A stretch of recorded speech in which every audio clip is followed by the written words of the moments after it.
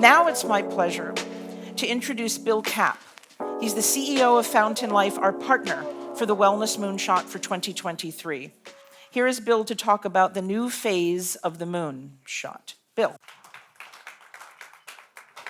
Great. Well, thank you all for allowing me to be here today. So I'm honored because I'm a very traditional medical guy. So this is a new endeavor for all of us in medicine as we move to try to figure out how do we change healthcare from reactive to proactive. Because quite frankly, we're spending about 97% of our dollar today in healthcare on waiting till you break, and then we fix you. We're about the only industry left in the US that kind of waits for the problem to occur. And the reality is we spend about 3% on prevention, and it's not reimbursed, as you all know. How many of you have health insurance? Probably most. He's somewhere in this crowd. How much is your wellness benefit? Like zero, right? And yet it turns out it's probably the best dollars we can spend, except the wrong stakeholders actually have control of the money. So I'll talk a little bit about that. But I'm excited because we're launching today the 2023 Wellness Moonshot. And I can't think of a better place to launch that than right here. And we're going to call this Mission Control. And why Mission Control? And one of the reasons is that when I met Susie and Nancy the first time, it was very clear that our missions were aligned. And they'd been in the wellness space for a really, really long time. And the tools of wellness are ubiquitous throughout the world, and they've been around for thousands of years. However, traditional allopathic medicine doesn't embrace those because we haven't been able to measure them, right? And if you can't measure it, you can't manage it. In our world, you can't charge for it. So I think that's the other problem. But I think ultimately, our goal here is really a world free of preventable diseases. So as we start to look toward this goal of eliminating preventive disease, we at Fountain actually start harvesting these technologies, and these are emerging biotechnologies, and they're around the world. But it's everything from using whole body MRI to advanced cardiac screening to looking at body and brain overlays with MRI, and very expensive technology today. However, it will become democratized over time. And we're very excited about the future because our early data shows that by detecting disease early versus when it's normally found, we can probably lower healthcare costs by close to 70 to 80%. Right?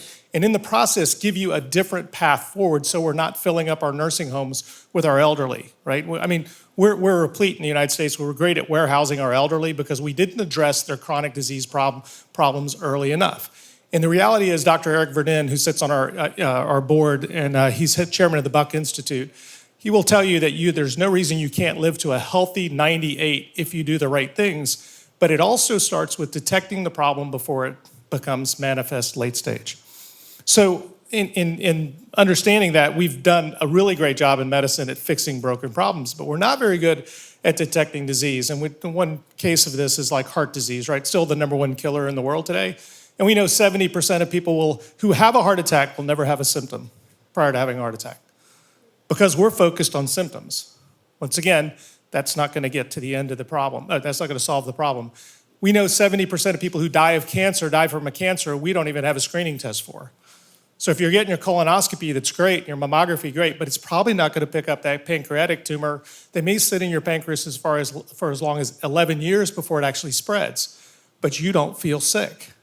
So the paradigm shift has to occur when we talk about prevention. It's all the things we do in the wellness space, which is critical because it turns out diet and exercise are probably the two most important levers of your life, that and mindfulness. But more importantly, we have to start with this idea that we have to screen you while you're still asymptomatic, okay? And it's a paradigm shift. In healthcare, we don't spend any money until you're sick. And if you go to the doctor, what does the doctor tell you? 80% of the diagnosis comes from a question and answer session you have with the physician, right? And what is he asking you about, or she? Symptoms, right? So it's a little bit of a chicken and egg problem, but the reality is, it's not that we don't spend enough money in healthcare either. And a lot of people say, we don't spend enough money. We spend $4.5 trillion in the United States on healthcare. It's more than Germany's GDP right now, okay?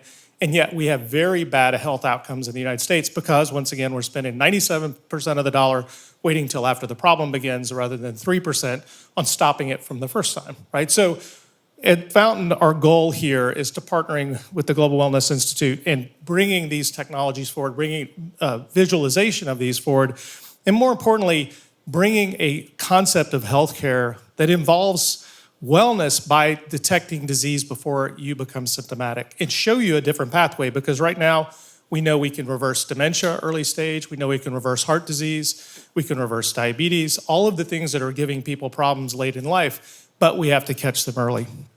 So we're very excited about that. And I think ultimately our goal is to help you live a longer and more vibrant life. And Dr. Roizen gave an amazing talk today. And for those of you who may not be following the space, probably within the next 10 years, we're going to see the technology that you will, if you live the next 10 years, which everybody in this room should, ideally, if you live another 10 years, you'll probably intersect the technology that's going to allow you to live probably out to 100 to 120 years old. Okay, because that's the status of the lab, the research that's being done in the laboratory. The Saudi Arabian government now has funded a $10 billion research initiative into longevity.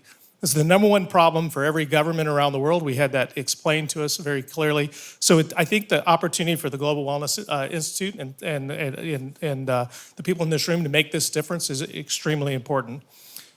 We also know that this is an education problem, right? So we have to educate, and education's key, because you're not going to get the education through the traditional health system, and you all know that, right? Because physicians don't know, because it's 17 years from the time a new technology is available to the time that most doctors will use it in their practice. And there's a whole litany of reasons around that. So we also understand that we've got to start with children. So one of the things we're really excited about is that we're going to be starting a quarterly webinars, and actually looking to children and actually starting doing some education around children. But we'll also be doing quarterly webinars with the Global Wellness Institute that'll focus on specific key audiences, and we'll dive into important and timely topics such as digital health, the healthcare ecosystem, and the future of hospitality medicine.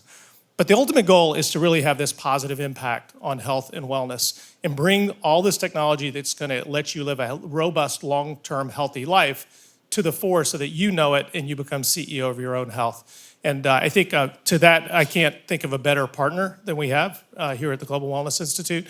And we're really excited to this. And we ask you all to help us join us on this mission, because we believe that this is a really opportune time coming out of COVID, given the fact that, COVID really exposed most healthcare systems around the world as not being adequate, and our own shortcomings in health and wellness. But I think it's the people in this room and the people that are at the forefront of this that can make these changes. And for that, I thank you. Thank you.